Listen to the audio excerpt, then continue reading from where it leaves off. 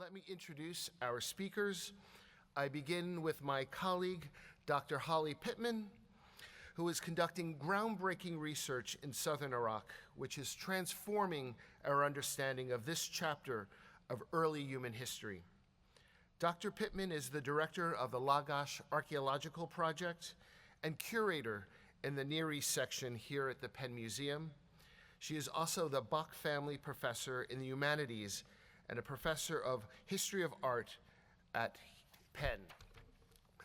Dr. Pittman's many publications include the books The Glazed Steatite Glyptic Style, The Structure and Function of Image System in the Administration of Proto-Literate Mesopotamia, as well as Art of the Bronze Age, Southeastern Iran, Western Central Asia, and the Indus Valley, and Ancient Art in Miniature, Near Eastern Seals from the Martin and Sarah Cherkassky collection, a collaboration with Joan Arose.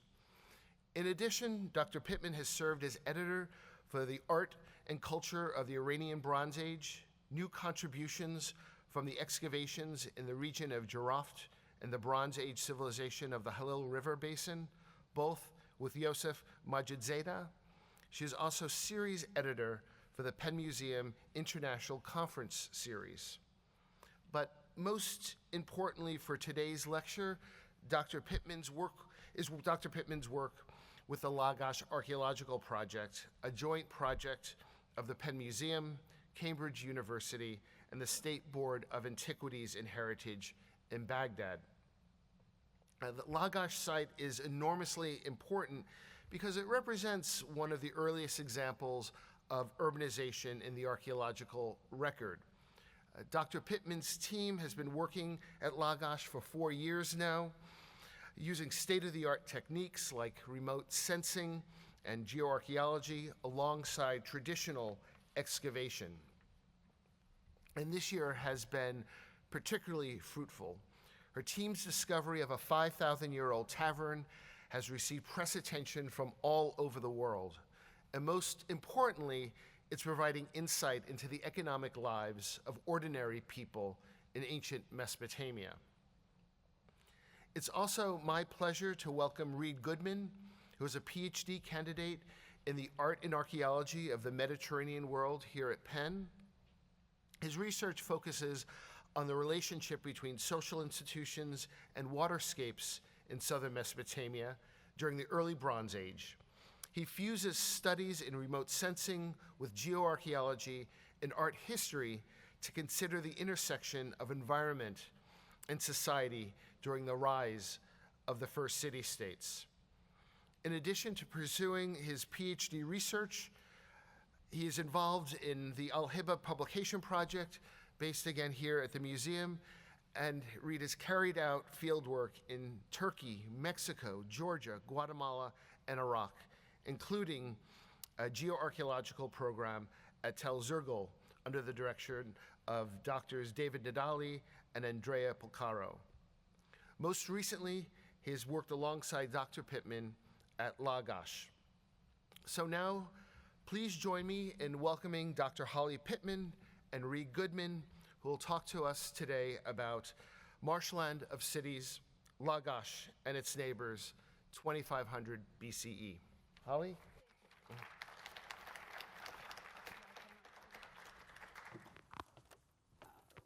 thanks, Chris. Thanks. Okay. All right. Can everybody hear me? Yes? Good. Okay. So, let's proceed here. Tina.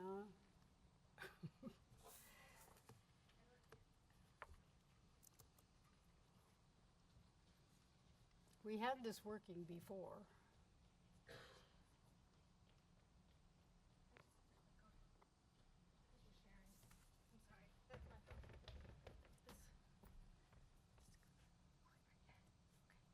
All right.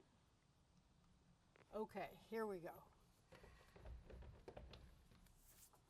Thank you very much, Chris, for that gracious introduction.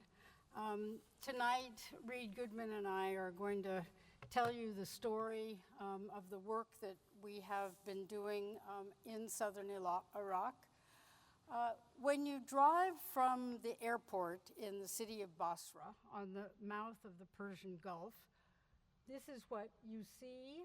This is what you see when you fly into the airport. It is hard to imagine that 5,000 years ago, this beige, desolate landscape was a verdant, complex landscape of marshes teeming with birds, fish, turtles, alluvial fields, fertile, supporting vast fields of grain, as well as orchards where date palms towered over water-loving plants like flax, while vegetable gardens producing onions, garlic, and lettuce flourished on plots of land inside or close to urban centers. This land is where, during the millennium between 3500 and 2500 BCE, the world's first true cities emerged. Under punishing conditions of climate change, southern Iraq is now among the 5 most threatened places on the planet, with summer temperatures regularly reaching 50 degrees Celsius, more than 120 degrees Fahrenheit. Such intense heat is combined with diminished flow of the rivers, which have been repeatedly dammed by the Turks in their upper reaches.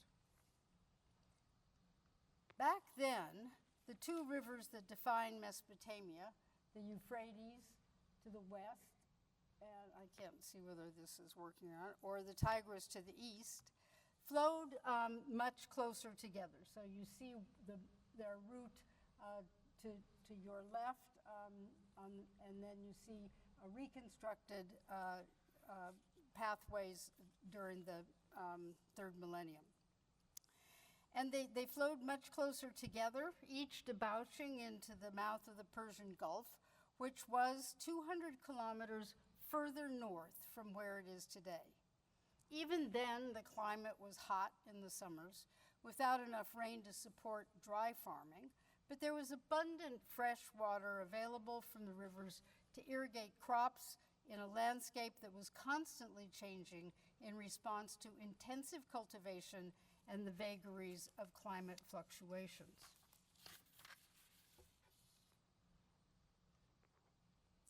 Thanks to the Bible and ancient authors, memory of these early cities was never lost. The first explorations by European travelers to Mesopotamia in the 17th century sought material traces of biblical reports of Ur, Larsa, Uruk. The Penn Museum was the first American institution to mount an expedition to Mesopotamia. That was the expedition to Nippur, here in the red box. A large and important archaeological ruin in the central alluvium brought back, and this expedition brought back the museum's founding collections. The Ottoman officials required, however, that the artifacts coming to Philadelphia, including more than 20,000 cuneiform tablets, including the Epic of Gilgamesh and the Atrahasis myth, which you can now see on view in the Middle East galleries, had to be stored in a fireproof building. Ground was broken for our wonderful museum very soon thereafter, providing refuge from under the staircase in the Fisher Fine Arts Building, which was the only available fireproof building in Philadelphia at the time. The Penn Museum returned to southern Mesopotamia in 1928, partnering with the British Museum to support the excavations at Ur, biblical home of Abraham, on the Euphrates River. There, Sir Leonard Woolley revealed the fabulously rich tombs of the Royal Cemetery, dating to the early dynastic III period, 2500-2300 BC.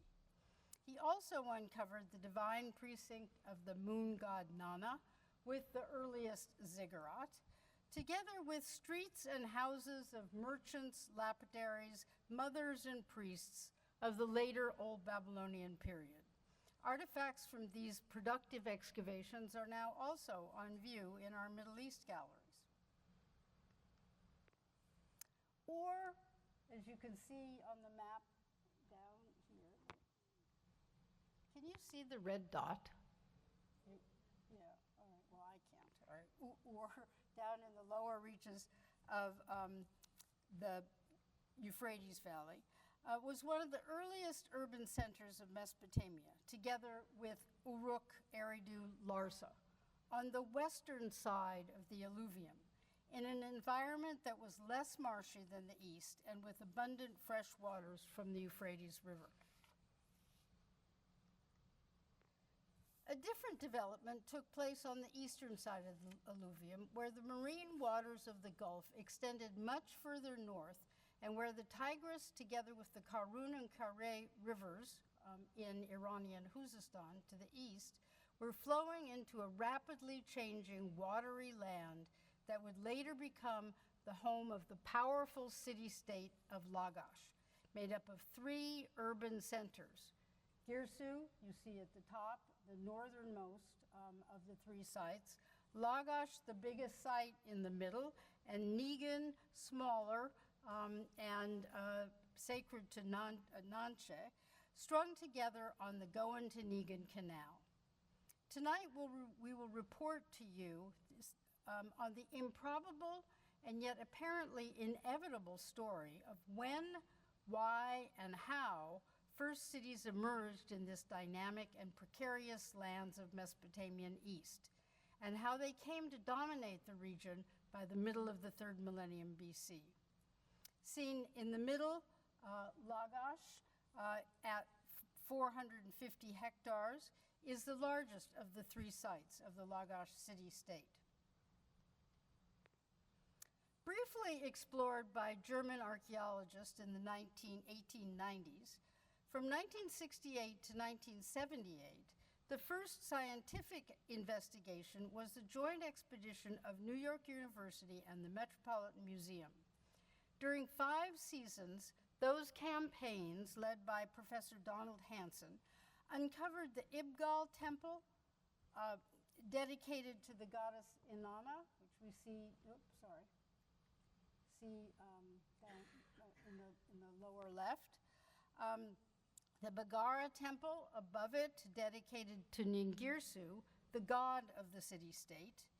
Both produced royal inscriptions that identified the buildings and their royal patrons, known best from extensive archaeological finds and textual records from the site of Tello, ancient Girsu.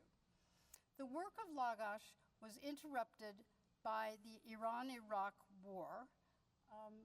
So before I go on, the third component of Donald's excavations was this area over here, Area C, which is a rabbit warren of rooms that were royal workshops. And so in them, he found evidence of craft production, but also evidence of what is maybe a scribal school and royal seal impressions and inscriptions.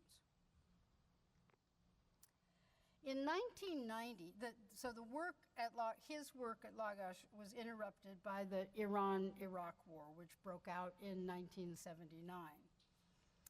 In 1990, the Penn Museum joined the Metropolitan Museum and NYU for what turned out to be a final season. Having just joined the University of Pennsylvania, I was eager to participate. So Donald is up top and I'm there down below. When there, Donald and I fantasized about starting another series of campaigns. But as history tells us, the work was again interrupted by Saddam Hussein deciding, with our encouragement, to invade Kuwait, followed by the first Gulf War. In 2007, Professor Hansen died, and I inherited the archives of his excavations with the commitment to publish the results. With that job essentially finished in 2017, I was encouraged by graduate students and by the Penn Museum to return to the site, into a brutalized Iraq that was beginning to emerge from decades of war and civil unrest. We received a 5-year permit in 2018, which was just renewed, and we set out with a research agenda that would build on the earlier results and at the same time take advantage of new technologies that had been perfected over the 3-decade hiatus. We will tell this story in 2 parts. First, Reed Goodman, Assistant Director of the Lagash Archaeological Project and someone who has been with us from the very beginning and is a central member of the project. He will report on his important results of geological and hydrological work undertaken for his doctoral thesis, which he will defend no later than the middle of June of this year. Through his work, we now understand precisely when, how, why urban settlement appeared on the Mesopotamian alluvium, first in the west and then in the east.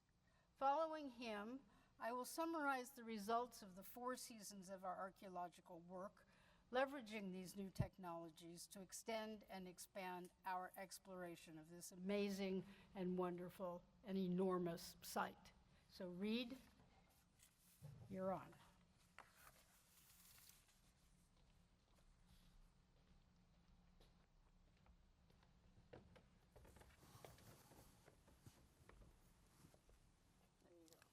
This is the board? Yeah, so the right click.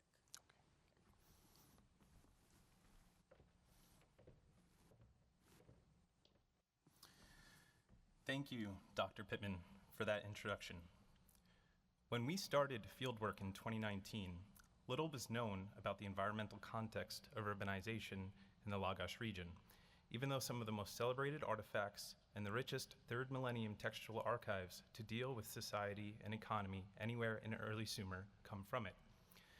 Because Mesopotamia was situated in the Tigris-Euphrates delta, and because deltas dynamically reshape their environments as they evolve, we know that the landscape today is not the landscape of the past. And while scholars have recently proposed that Sumer had a deltaic advantage with extensive irrigable plains, vast pasture lands, and rich wetland resources all nearby, we don't have a real sense of when, where, and how these landscapes overlapped with the archaeological record. To explain why, I'll put the modern delta, known as the Shat al-Arab, into context, discuss the influence of ocean tides on recent agricultural development in southern Iraq, and then briefly describe how those same processes affected the Mesopotamian region from the 5th through 4th and 3rd millennia BCE. This story can now be told in part because of geoarchaeological work at Lagash. The Shat al-Arab River, a narrow estuary fed by the Tigris-Euphrates and Karun rivers, has only formed in the last 2,000 years. At that point, the Gulf's tidal energies helped to turn this region near modern Basra into what's been called the Venice of the East. But more recently, too little fresh water enters the area, so that now we see only salt-encrusted earth where there were once thriving towns and rich farmland only decades ago. Tide-driven energy from the Gulf raises the level of the freshwater rivers up to 5 meters for over 150 kilometers from the coast, as heavier salt water flows beneath and then lifts up the fresh water. If enough fresh water flows downstream, this naturally occurring, reliable, and daily delivery of fresh irrigation water is an extremely economical means to irrigate the land, such as this date orchard here. Tidal pulses offer consistent water access, extend growing seasons, and avoid the natural flooding regime of the rivers, unlike the Nile in Egypt, which is the Tigris and the Euphrates rivers are poorly timed for agriculture. Tides also offer an easy means to flush salts from the topsoil, a perennial problem in subdesert environments. Most importantly, the tides create natural canal-like branches along the lower stretches of the rivers as they near the sea, seen here along the present coast. These tidally built channels can easily be engineered with little effort into more linear and grid-like networks of irrigation. Now let's return to the past. Here's the significant cultural and geological periods that I'll discuss today.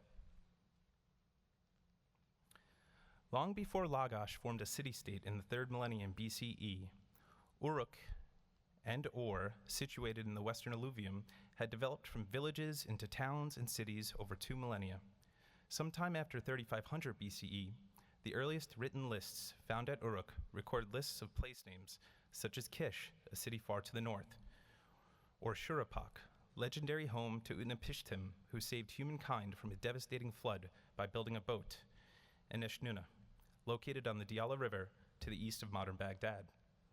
Shortly after, administrative devices listed these cities together with Nippur, Larsa, Eridu, Zabalam, Dair, and Adab, who participated in a network to gather offerings for the goddess Inanna at Uruk.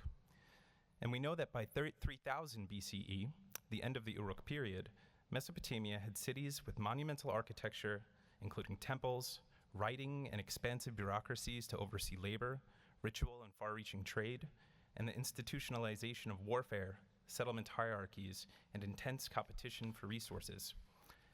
Yet none of these records had anything yet to say of Lagash. It was not until early in the 3rd millennium, around 2800 BCE, that a Lugal Lagash, or king of Lagash, is mentioned in a text from the site of Ur, that we know of a Sumerian presence on the eastern side of the alluvium. Then, in less than 300 years, in 2500 BCE, we learn from texts about vital ties between the classical cities of the western alluvium and Lagash, including its sister cities of Girsu and Ningin. How and why did the Lagash region experience such a different and delayed developmental trajectory from the west? When we compare these subregions, a different but perhaps complementary story is emerging. As Professor Pittman alluded to earlier, excavation in the Lagash area, especially at the site of Girsu, has furnished a rich tradition of material and written evidence. But the nature of that evidence is quite different from what we see in the West. In contrast, habitation appears only toward the end of the Ubaid period at Girsu and Ningin, and it's restricted to naturally elevated ridges. We have little evidence whatsoever for occupation at the site of Lagash. As the 4th millennium advanced, few small sites slowly increased in size and number, and then at the beginning of the 3rd millennium, settlement exploded. The city of Lagash experienced rapid growth, becoming one of the largest, if not the largest, early dynastic one site throughout Mesopotamia. By 2500 BCE, the early dynastic 3 period, the Lagash city-state had formed, incorporating the chief cultic centers into a unified political and economic state, surrounded by a network of satellite villages and towns covering some 3,000 square kilometers. How do we explain such a radical and rapid geographical realignment in the center of power? The appearance of large settlements, urbanization, and dynastic rulership at Lagash in such short order. One theory, which we're testing, posits changes in the landscape itself. Here's a Landsat satellite image that illustrates the contemporary landscape. And here's the same 3rd millennium map from earlier, but now superimposed on that Landsat image. You immediately get a sense of the landscape palimpsest, of how we must mentally peel away more modern landscape features. Clearly, the modern Tigris River lobe, striped out here, is relatively recent. And when we carve it away and consider regional settlement patterns, we're encouraged to think about changing sea levels in the Persian Gulf over the last 20,000 years, after the ice caps began to melt. Because the Gulf is so shallow, it was once dry and empty land. But by 4000 BCE, parts of southern Mesopotamia became overrun with seawater. The exact timing and magnitude of this transgression has remained unanswered. Keeping this in mind, we set out to answer this question, collecting paleoenvironmental data to characterize and date within narrow enough timeframes past landscape changes during important archaeological periods. This involved the collection of over 25 sediment cores in southern Iraq, spanning east to west from Lagash to Ur. Most importantly, in spring 2022, in one of our deep cores from Lagash, which we're actively collecting in this video here, we recovered a 25-meter unbroken sedimentary sequence spanning 30,000 years of rich environmental history, covering the late Pleistocene and Holocene geological epochs. This is the first deep core in southern Mesopotamia that has been collected, rigorously described, and dated through state-of-the-art science, made possible through collaboration with Dr. Liviu Giason, a geophysicist at the Woods Hole Oceanographic Institution. Here, you get a sense of the variety of techniques used in the field, including drilling, hand augering, and test trenching. These cores provide continuous sequences of sediment that allow us to reconstruct the ancient environment. For example, we run them through an X-ray fluorescence instrument, which measures the presence and the distribution of chemical elements in the soil at various depths, indicating different ecological settings. We then date those depths through direct and indirect means, such as macrofauna, like fresh or marine shells, that not only provide a calendar date, but also tell us about the past environment, including shell-like exoskeletons from much smaller aquatic animals, such as these ostracods and foraminifera, all complementary sources of information. Because these cores are intact, we're also able to identify and date important environmental events, such as catastrophic floods, which you see in this laminated section. And as we move down in depth and time, we encounter marine muds, showing that at one time the Lagash region lay beneath a shallow sea. And when we reach the Pleistocene, we note a very different landscape, shown by these large pieces of gypsum reflecting a very dry period, and sizable gravels eroded away by swift and deeply incised rivers. This slide presents the deep core results, so I'll spend a bit of time explaining it. On the left, we have the graphical representation of our deep core. These are layers of sediment distributed from top to bottom. The horizontal extent of each unit, or bar, shows the nature of the sediments and their natural color. You also see a series of dates based on radiocarbon dating. And as we move right, there's a suite of measured geochemical elements that reflect ancient environmental change. And further right, you find the microfauna. These complementary markers allow us to reconstruct a high-resolution model of paleo-environmental change with local and regional implications. What we find, going from old to new, we see a transition from a river-dominated setting in the Pleistocene, when the rivers were deeply incised into their floodplain and empty directly into the Gulf of Oman, to estuarine during Holocene sea level rise. This is a succession where fresh and salt waters begin to mix. And then we have a fully marine environment, when seawater was several meters above the land surface.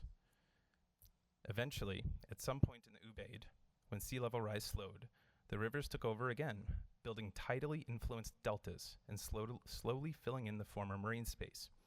And it wasn't until the 4th and 3rd millennia that we approached the fluvial or river-dominated environment of today, a time that overlaps with the first textual evidence for large-scale canal building. It is during the same period that the radiographic and sedimentological evidence suggests a significant decrease in tidal energy. We might ask why. The best indications of tides are fine intercalations or laminations of sand and mud, left by the rhythmic ebb and flow of tidal currents. That's exactly what you see here in radiographs of the core, illustrating the presence of intertidal mudflats, evidence of a highly energetic tidal delta. And as I mentioned, these tides radically diminished by the 3rd millennium, suggesting that the Tigris and Euphrates rivers had transitioned from tidally influenced to river-dominated deltas. The reason for this lies with two other rivers whose development is critical to understanding the Mesopotamian plain, the Karun and Karkay, situated in southwestern Iran, which descend from the Zagros Mountains onto the Khuzestan plain. Increased erosion from agriculture and animal husbandry since the Neolithic led to lateral sedimentation from east to west across the Mesopotamian plain, represented here by this succession of photographs. As these fans increased in size, their slight elevation separated cities in southern Mesopotamia from the shallow Gulf, leaving an increasingly restricted estuary behind. Eventually, by about the time that Alexander the Great visited Babylon, the Shatt al-Arab had formed, replacing what little estuary remained at the southern end of Mesopotamia with a vast inland scour basin that would periodically flood, and that today is home to the infamous marshes of the Ma'aidan tribes. Ultimately, by the time tidal pulses ended first in the west and later in the east, the cities were established urban centers with embedded deities in a highly symbolic landscape. The communities were dug in, so to speak. Without the help of tidal irrigation and unwilling to move with the migrating delta, they became ever more reliant on the poorly timed flood season of the Tigris and Euphrates rivers, which required increasingly complex hydraulic infrastructure and maintenance. Fundamentally, this demanded intensive and extensive coordination and cooperation at scales never seen. At this time in history, we also find wide-ranging evidence of territorial disputes over water resources. These artifacts here on the screen from the Lagash state attest to the simultaneous rise of dynastic power, the drawing of boundaries by force or diplomacy, and the creation of a robust city-state. Soon thereafter, Girsu would take over as political capital from Lagash, power increasingly moving north, farther upstream. Regarding the study of urbanization in Mesopotamia, scholars have compared north and south, upper and lower Mesopotamia, that is, communities subsisting by rain-fed versus irrigation agriculture. With these new data, we can now begin to understand differences in southern Mesopotamia between east and west. As you can see, the lower reaches of the Euphrates around the sites of Uruk, Ur, and Eridu experienced the transition from a tidally to a fluvial or river-driven delta about a millennium earlier than the east, which at that time was only recently emerging from a shallow sea. The clear overlap in time between these ecological transitions and polity formation in Sumer, first in the west at Uruk and later in the east at Lagash, encourages us to investigate the specific mechanisms that favored a broad trend in which individual communities became incorporated into proto and then city-states. As tidal energies diminished, small sites, now much more dependent on upstream water users for their irrigation regimes, were replaced by fewer and more significant sites as water access became increasingly politicized, just as it is today. And with that, I will call Dr. Pittman back up.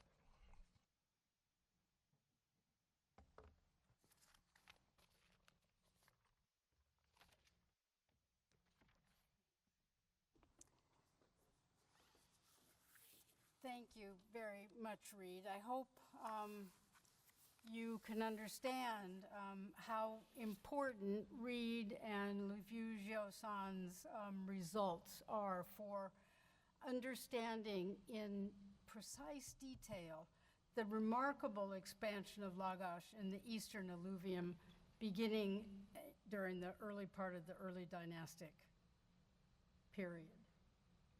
So with that, I want to introduce you to the project on the site of Lagash itself. So first of all, let me introduce you to our team, which has evolved into what I now call the Dream Team. So with me on my right is Dr. Zaid Al-Rawi, landscape archaeologist and Penn Museum Southern Mesopotamia Projects Manager, who from the beginning has been indispensable to our success. To the right is Dr. Paul Zimmerman, Penn Anthro Ph.D. 2008, who joined the project in the second season as remote sensing and survey specialist. You've already heard from Dr. Reed Goodman, and in the pink jacket, larger than life, is our remarkably talented field director, Dr. Sara Pizzamente, associate professor at the University of Pisa, and the best excavator that really any of us have ever worked with. And she makes it look so easy. We live in a large house in the nearby village of Al-Hibba, where we spend 24/7 recording, photographing, washing, sorting, counting, measuring, weighing everything we collect. From the roof, we can see the site. So up above the house, that very slight beige rise in the very background is the site of Lagash, or Tel Al-Hibba. It's not very high, but it is enormous. And you can see in front of it a long file of camels, apparently on their way to Kuwait.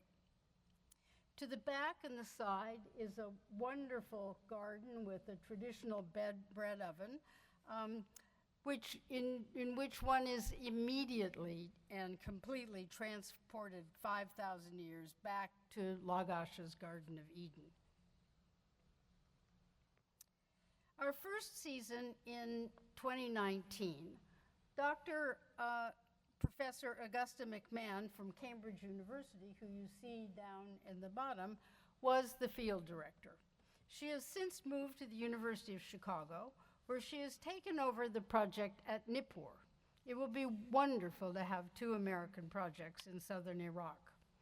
Our goal that first season was to get oriented to the site, the project, and the logistics of actually working in Iraq. We selected Area H, which is down in the southeastern part of the site, right there. And Augusta opened Trench 1, and in it she discovered 6 ceramic kilns that had been decommissioned.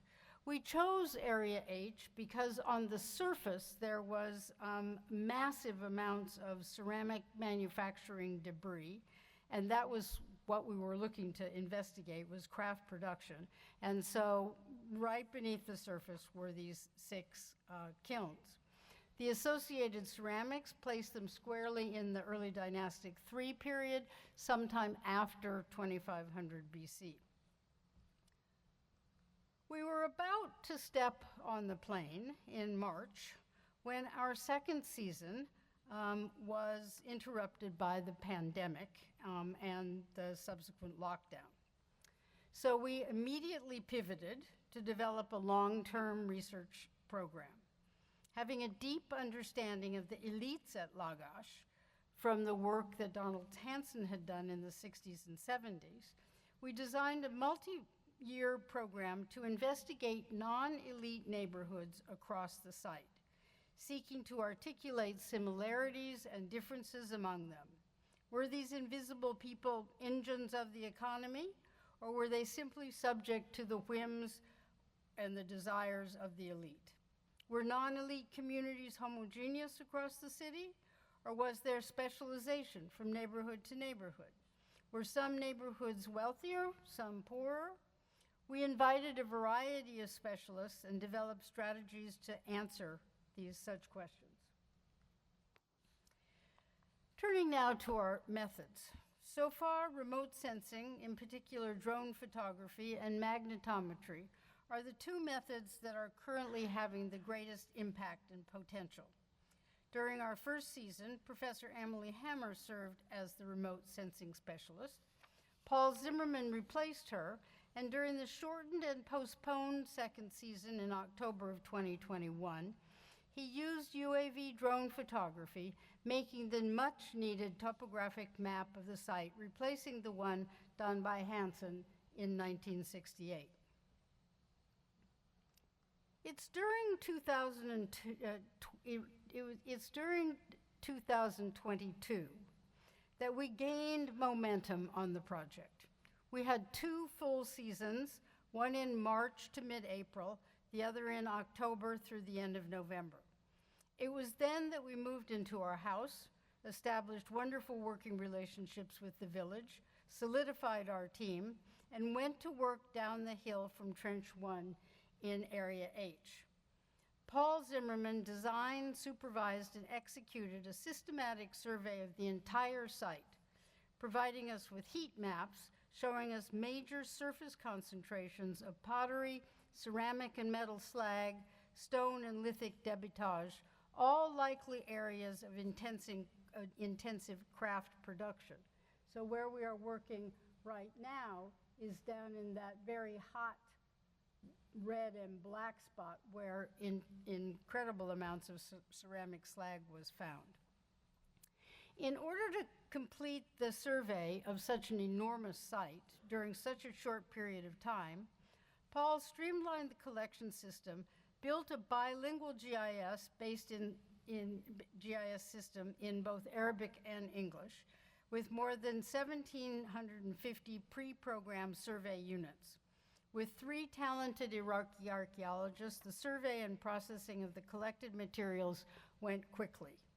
As a project, we are committed to training and working with as many Iraqi archaeologists as possible. The other remote sensing technique is gradient magnetometry. This is an imaging system that captures the magnetic signal of any buried feature and translates the signal into patterns reflecting features beneath the surface.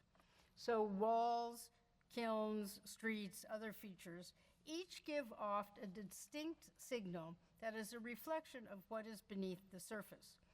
This is Paul with the machine, which he calls Bessie, and in order to capture these images, he has to walk up and down a 45 square meter square, right? 45 times Boustrophodon, without either a Walkman or anything to listen to. And so what you can see in the background here is the lines of the wheels of the cart and his footprints in between.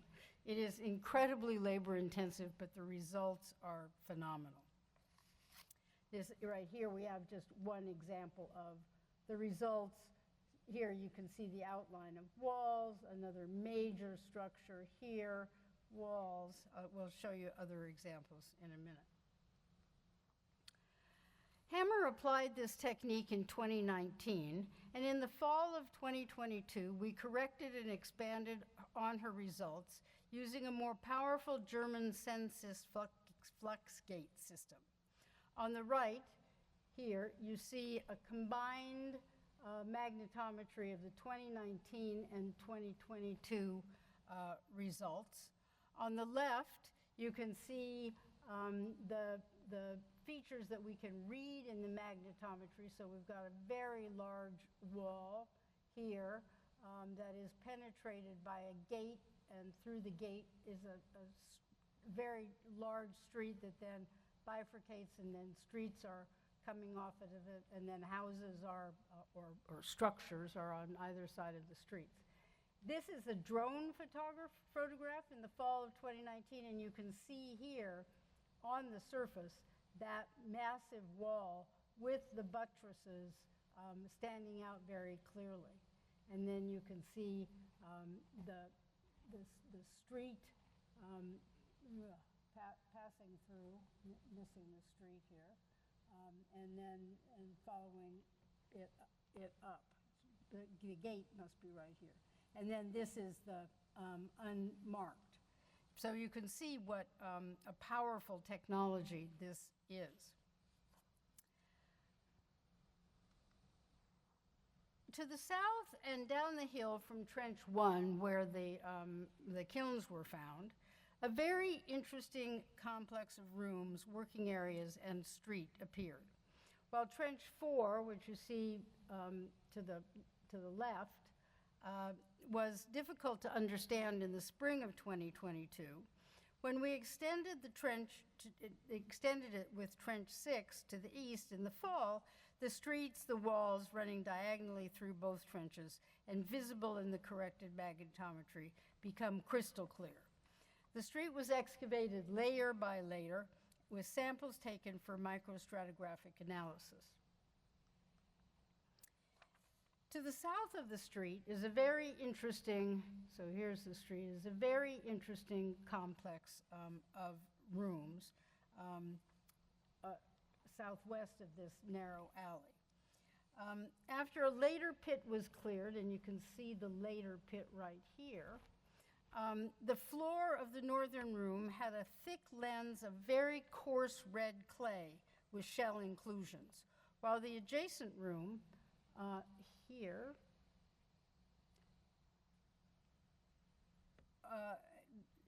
the floor was covered with a very fine, clean yellow clay.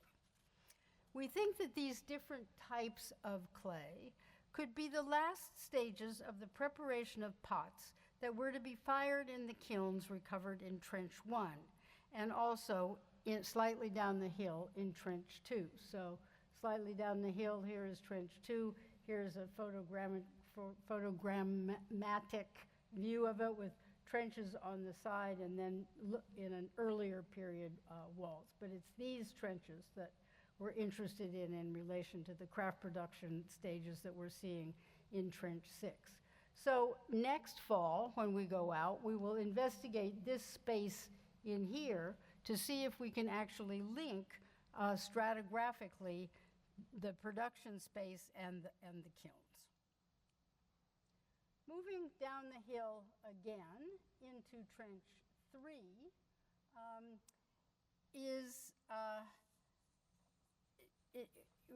we opened one trench here in the spring, and then we expanded it in the fall. And when we expanded it in the fall of 2022, this is when we uncovered what has become a really remarkable context and has made news even in the New York Post, which is hard to imagine, the 5,000-year-old tavern. So we thought in the spring that we were in a domestic context. This looks pretty domestic, with an alley to the north, and there was dense trash along the eastern bulk here. We found a very interesting seal impression, which told us that we were in the early dynastic I phase, so the early part of the formation of the city. And this was confirmed by the presence of these solid-footed goblets, which are typical of the early dynastic I phase. Using the thermal camera, we were able to extend the walls and see what was going to the south. But when we returned in the fall to open up a 10 by 10 to the east, it is there that the public eating establishment revealed itself under the skilled trowel and pick of Sarah Pizzamenti. In this photogrammatic view, you can see the primary features of this remarkable establishment. So we have here in the round feature, a feature that we call the Zier, or the non-electric cooling device or refrigerator. Similar such installations are used even today to keep water cool in the hot sun. Close by are benches, where you see marked out, and shelves were along this wall. In front of the shelves were dozens and dozens of conical bowls that were full of fish, and probably marked by their skeletons and their skin, and also probably vegetables, onion, and garlic. So just imagine going into the McDonald's and seeing all of those hamburgers lined up behind the cash register. This is what we have in this 5,000-year-old establishment, only instead of hamburgers, it's fish and vegetables. Behind at the same time, you can see here a very large oven in an outside area that is more than 3 meters in diameter, and this would have been used to prepare the breads and the fish and all the rest of the food. So this context was cleared or was identified sometime around November 5th, which was enough time for us to clear it completely. So when she understood what it was, Sarah called me. I was working in the house, paying the bills or registering objects, and she yelled into the phone, "We have found a tavern." Instead of asking her to elaborate, I dropped what I was doing. I got the driver, I got the police, we drove out to the site, and she explained to me what she had, and it was completely obvious. Sarah's first excavations were in Rome, in public spaces. In Rome, she had cleared more than one tavern where Roman workers would come to lunch or for a snack at the end of the day. All of the pieces that she had there in Rome were here. It's just that the context was almost 5,000 years old. Let me share with you a final result of our work. At the same time as we are interested in focusing on non-elite neighborhoods, we are also investigating the overall structure of the site during its heyday. While we were in the field last fall, our attention was drawn to an obvious feature in the center east of the site. So I've marked it here in this red box. It's this scour that is a backwards S that's running down the eastern middle part of the site.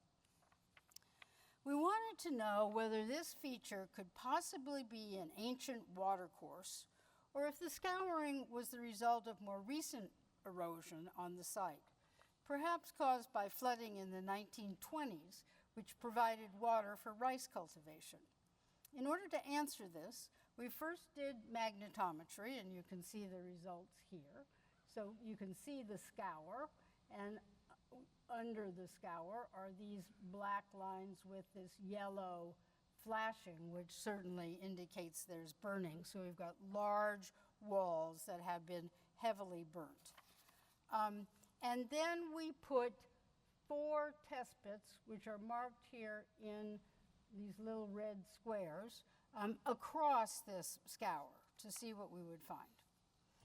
So in test pit 2, at about 1 meter in depth, we encountered massive mud brick, and on top of it was a complete conical bowl and other pottery.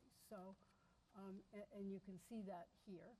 And in test pit 3, which was slightly up the scour from there, we again hit architecture at the same level, about 1 meter down, and a virtually complete inscribed clay cone carrying a well-known inscription upon which King Enanatum I reports about his building of the Ibgal temple to Inanna, which Donald Hansen excavated in 1968, some 100 meters from the wall. Finally, each of these test pits had very clear and very consistent stratigraphy. On top was 20 to 30 centimeters of topsoil that had accumulated over the millennia. This is a layer that carries the scour marks visible in the drone and satellite photography. Beneath is a thick layer of water-lane soil, very clean, that appears to be coherent and is probably the result of a single flood event. Beneath that are the monumental brick features that must be the tops of very thick walls associated with a monumental complex that is clearly visible in the magnetogram. We've taken carbon and OSL samples from this water-laid surface, and if our hunch is correct, what we may be looking at is the destruction of Lagash by Lugal-Zaghazi. This event was the culmination of centuries of competition over water and fertile land of Ningirsu. In the lament of the fall of Lagash, written by the last king of Lagash, Urukagina, we are told of the destruction of Lagash by the evil Lugal-Zaghazi. We also have a report directly from Lugal-Zaghazi, who brags in his inscription that he destroyed both Girsu and Lagash, putting paid to all of the centuries of struggle over water and land between Lagash and his city, upstream the city of Umma. So Reed and I leave you in medias res, with lots of results waiting for analyses, but also with much potential.